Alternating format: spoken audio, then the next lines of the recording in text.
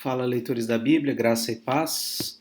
Hoje a gente vai ler 2 Crônicas 19 e 20 e vamos ler o último capítulo do livro do Cântico de Salomão. Então, se você chegou até aqui e leu comigo os 8 capítulos, deixe lá nos comentários. Eu li Cântico dos Cânticos em 2023, tá bom? Vamos orar?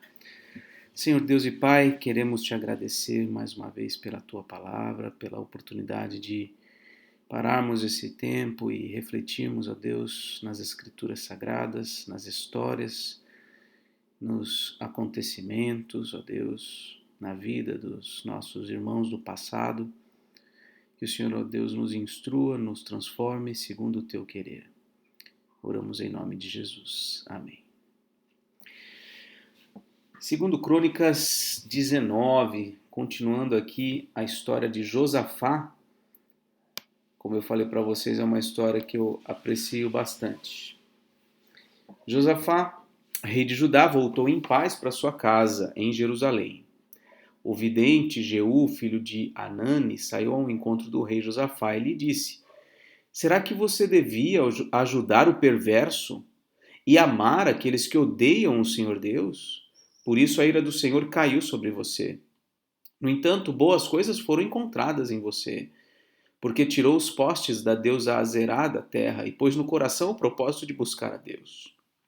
Então, o vidente, que era uma maneira antiga também de se referir aos profetas, ele veio e falou com Josafá e denunciou o seu pecado, o seu erro de fazer aliança com Acabe, o rei de Israel.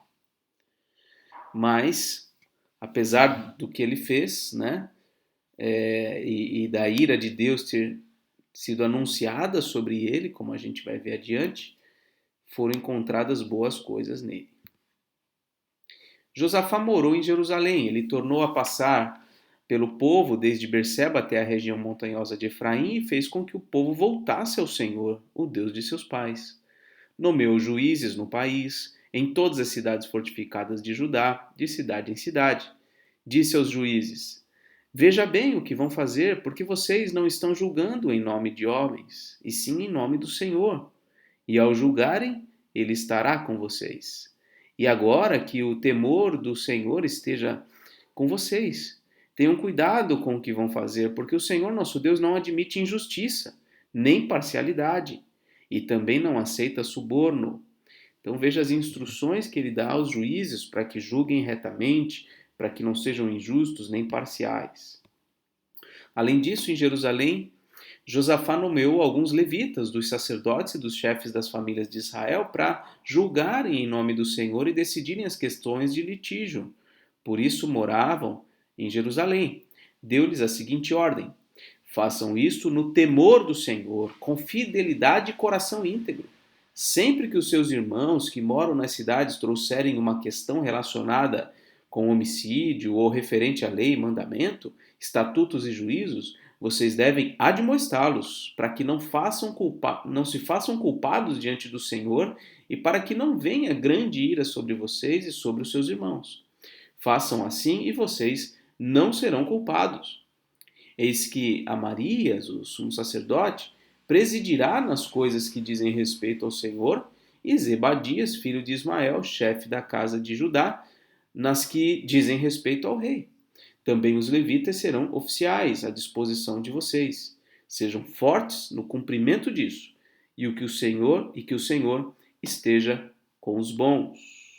Então esse foi o capítulo 19.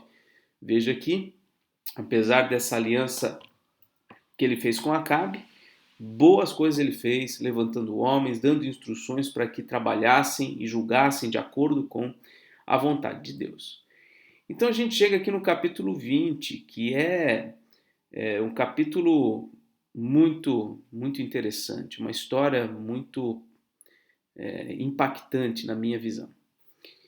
Depois disto, depois de todos esses acontecimentos, essas reformas religiosas, depois de Josafá ter fortalecido as cidades, ter nomeado juízes, ter feito muitas coisas boas, depois disto, os filhos de Moabe e os filhos de Amon, com alguns meunitas, vieram para fazer guerra contra Josafá. Lembra-se que ele estava desfrutando de um tempo de paz, de prosperidade, mas devido certamente ele ter se alinhado com Acabe, agora o Senhor permite que Moabe, os filhos de Amon e os meunitas se juntem para guerrear contra Josafá.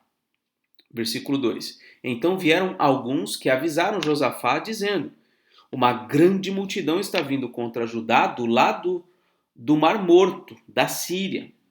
Eis que eles já estão em Azazon Tamar, que é em Gede. E por que eles estavam vindo por ali? Porque essa era uma região desguarnecida. Por mais que Josafá tivesse trabalhado para fortalecer o povo, por fortalecer as cidades e proteger Jerusalém, havia uma brecha. E era por essa brecha, por esse caminho, um caminho até estranho, porque não era um caminho plano, não era uma região que favorecesse ali a subida para Jerusalém. Era uma região que representava como se fosse uma região, como é que posso dizer, de uma proteção natural para Jerusalém. Que eles nem precisaram colocar guardas lá por representar um terreno de difícil acesso. E era por aquele terreno de difícil acesso que essa grande multidão estava vindo. Versículo 3. Então Josafá teve medo. E o que ele fez? Decidiu buscar o Senhor. E proclamou um jejum em todo o Judá. Judá se congregou para pedir socorro ao Senhor. Também de todas as cidades de Judá veio gente para buscar o Senhor. Então, o que ele faz? Antes de pensar em como alinhar os guerreiros, os valentes, para combater os inimigos, ele fica com medo, ele busca o Senhor e ele proclama um jejum. E todo Judá se congrega para pedir socorro ao Senhor. Eles se unem em oração, eles fazem jejum, eles buscam ao Senhor. Versículo 5. Josafá pôs-se em pé na congregação de Judá e de Jerusalém, na casa do Senhor, diante do pátio novo. E ele disse: ó Senhor Deus de nossos pais, não és tu Deus nos céus? Não és tu que dominas sobre todos os reinos dos povos? Na tua mão está a força e o poder, e não há quem te possa resistir. Ó nosso Deus, acaso não expulsaste os moradores desta terra de diante do povo de Israel, e não a deste para sempre a posteridade de Abraão, teu amigo? Eles têm morado nela, e nela edificaram um santuário ao teu nome, dizendo: se algum mal nos sobrevier, espada, juízo, peste ou fome, nós nos apresentaremos diante deste templo e diante de ti, pois o teu nome está neste templo, e clamaremos a ti. Na nossa angústia, tu nos ouvirás e livrarás. E agora, eis que os filhos de Amon e os de Moabe e os do monte Seir, cujas terras não permitiste a Israel invadir, quando vinham da terra do Egito, mas deles se desviaram e não os destruíram, eis que eles estão nos recompensando assim. Estão vindo para nos expulsar da tua propriedade, que nos deste em herança. Ó nosso Deus, acaso não executarás o teu juízo contra eles? Porque em nós não há força para resistirmos a essa grande multidão que vem contra nós. Não sabemos o que fazer, mas os nossos olhos estão postos em ti. Então essa foi a oração de Josafá. Versículo 13. Todos os homens de Judá estavam em pé diante do Senhor, com as suas crianças, as suas mulheres, os seus filhos. Então, no meio da congregação, o Espírito do Senhor veio sobre Jaziel, filho de Zacarias, filho de Benai, filho de Jeiel, filho de Matatias, levita, dos filhos de Asaf. Jaziel disse: escutem com atenção todo o Judá, moradores de Jerusalém e o rei Josafá. Assim diz o Senhor: não tenham medo, nem se assustem por causa desta grande multidão, pois esta batalha não é de vocês, mas de Deus. Amanhã vocês irão ao encontro deles. Eis que eles virão pela ladeira de Ziz e vocês os encontrarão no fim do vale, em frente do deserto de Jeruel. Neste encontro, vocês não precisarão lutar. Tomem posição, fiquem parados e vejam a salvação que o Senhor lhes dará, ó Judá e Jerusalém. Não tenham medo, nem se assustem. Amanhã saiam ao encontro deles, porque o Senhor está com vocês. Então veja o que o profeta falou para eles. Olha, essa batalha não é de vocês, não tenham medo. Vocês vão lá, vocês vão tomar posição e vocês vão ficar apenas vendo o que Deus vai fazer. Então Josafá se prostrou com o rosto em terra e todo o Judá e os moradores de Jerusalém também se prostraram diante do Senhor e o adoraram.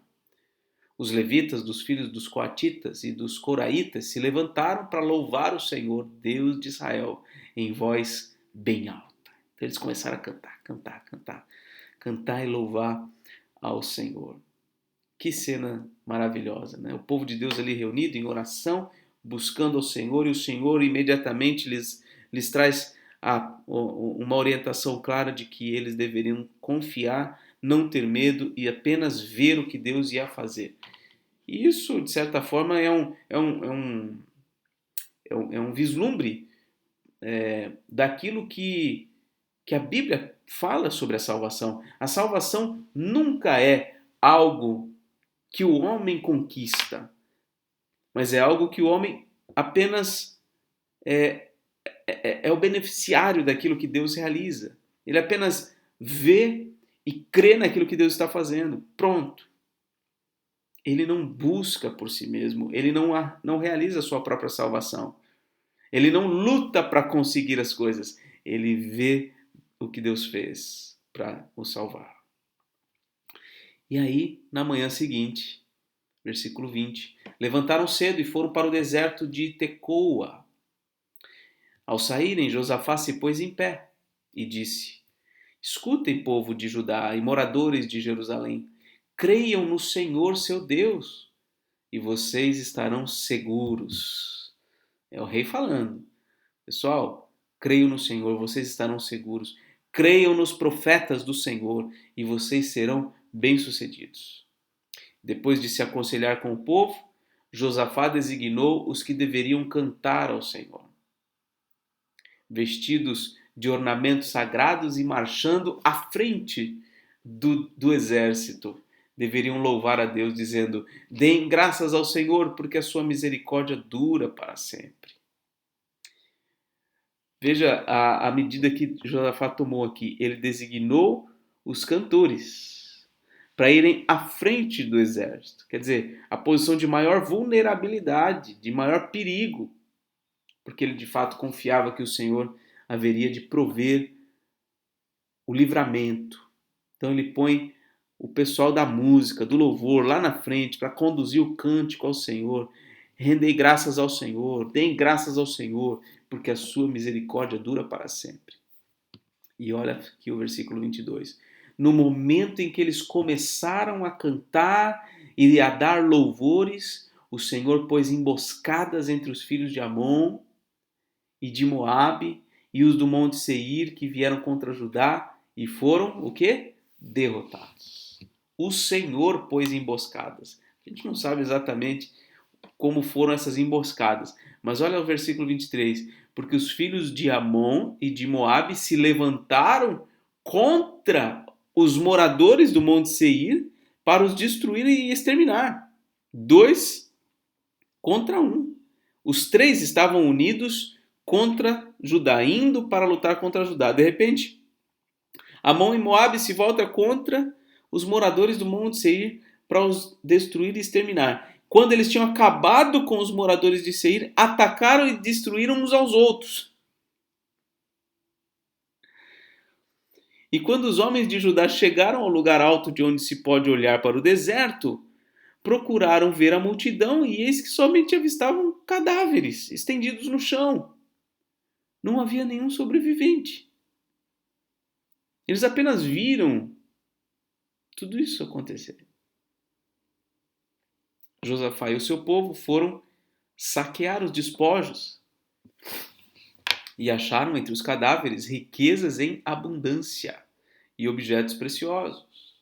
Pegaram para si mais do que podiam levar e gastaram 3 dias para saquear o despojo de tanto que havia. No quarto dia, eles reuniram no vale de Beraca, onde louvaram ao Senhor. Veja, eles louvaram antes, eles se reuniram depois desses 3 dias. Aí, no quarto dia, eles se reuniram de novo para louvar o Senhor. Por isso, aquele lugar é chamado de Vale de Beraca até o dia de hoje. Beraca significa louvor. Então, todos os homens de Judá e de Jerusalém voltaram com Josafá à frente deles. Voltaram para Jerusalém com alegria, porque o Senhor lhes tinha dado uma grande alegria com a vitória sobre os seus inimigos. Entraram em Jerusalém ao som de liras, harpas e trombetas e foram para a casa do Senhor. O terror da parte de Deus veio sobre todos os reinos daquelas terras, quando ouviram que o Senhor havia lutado contra os inimigos de Israel. Assim o reino de Josafá teve paz, porque Deus lhe deu repouso por todos os lados. Então veja aqui como Deus providenciou o livramento para o seu povo. Josafá reinou sobre Judá. Ele tinha 35 anos de idade quando começou a reinar e reinou 25 anos em Jerusalém. A mãe dele se chamava Azuba e era filha de Sili. Ele andou no caminho de Asa, seu pai, não se desviou dele e fez o que era reto aos olhos do Senhor. Os lugares altos, porém, não foram destruídos, porque o povo ainda não tinha disposto o coração para com o Deus de seus pais. Então ainda havia problemas. Quanto aos demais atos de Josafá, tanto os primeiros como os últimos, está tudo escrito nas crônicas de Jeú, filho de Anani, que as inseriu na história dos reis de Israel. Depois disto, Josafá, rei de Judá, se aliou com Acasias, rei de Israel, lá de novo, cuja conduta era ímpia. Não sei por que Josafá tinha essa inclinação de querer alianças com Israel. Versículo 36. Aliou-se com ele para construir navios que fossem a Tarsis. Os navios foram construídos em Ezion-Geber. Então Eliezer, filho de Dodavá, de Maressa, profetizou contra Josafá, dizendo: Por que você se aliou com Acasias? O Senhor destruirá o que você construiu. E os navios se quebraram e não puderam ir a Tarsis. Então esse foi o problema de Josafá. Foi um rei muito bom, mas ele tinha o coração às vezes inclinado a alianças com os perversos, Acabe e Acasias. Muito bem, agora vamos ao último capítulo do livro de Cântico de Salomão. Quem dera que você fosse meu irmão, amamentado aos seios de minha mãe. Se eu o encontrasse na rua, poderia beijá-lo e não me desprezariam. Eu o levaria para a casa da minha mãe e você me ensinaria. Eu lhe daria de beber vinho aromático e o suco das minhas romãs. A sua mão esquerda estaria debaixo da minha cabeça e a sua mão direita me abraçaria. Filhas de Jerusalém, jurem pelas gazelas e pelas corças selvagens que vocês não acordarão, nem despertarão o amor, até que este o queira. Quem é esta que vem subindo do deserto, apoiada em seu amado? Debaixo da macieira eu o despertei. Ali a sua mãe teve dores de parto. Ali esteve com dores aquela que o deu à luz. Ponha-me como selo sobre o seu coração, como selo sobre o seu braço, porque o amor é tão forte como a morte, e o ciúme é tão duro como a sepultura. As suas chamas são chamas de fogo, são labaredas enormes. As muitas águas não poderiam apagar o amor, nem rios afogá-lo. Ainda que alguém oferecesse todos os bens da sua casa para comprar o amor, receberia em troca apenas desprezo. O amor não se compra. Temos uma irmãzinha que ainda não tem seios. Que faremos por esta nossa irmã no dia em que for pedida em casamento? Se ela fosse uma muralha, edificaríamos sobre ela uma torre de prata. Se ela fosse uma porta, nós a reforçaríamos com tábuas de cedro. Eu sou uma muralha, e os meus seios como as suas torres. Por isso sou para ele, como aquela que encontra a paz. Salomão teve uma vinha em Baal-Hamon. Ele a entregou a uns lavradores e cada um lhe trazia pelo seu fruto 1.000 moedas de prata. A minha vinha que me pertence, dessa cuido eu. Você, Salomão, terá as suas 1.000 moedas, e os que guardam o fruto dela, as suas 200. Você que habita nos jardins, os meus companheiros, querem ouvir a sua voz. Eu também quero ouvi-la. Vem depressa, meu amado, correndo como um gamo, um filho da gazela sobre os montes perfumados. O encerramento aqui é uma aspiração, uma expectativa. Venha, venha depressa, meu amado. E assim se encerra interessantemente o livro de Apocalipse, né? Vem, Senhor Jesus. Vem, Maranata. Muito bem, terminamos a leitura de um dos livros mais difíceis, na minha opinião, de se interpretar. Que Deus te abençoe. Um forte abraço e até mais, se Deus quiser.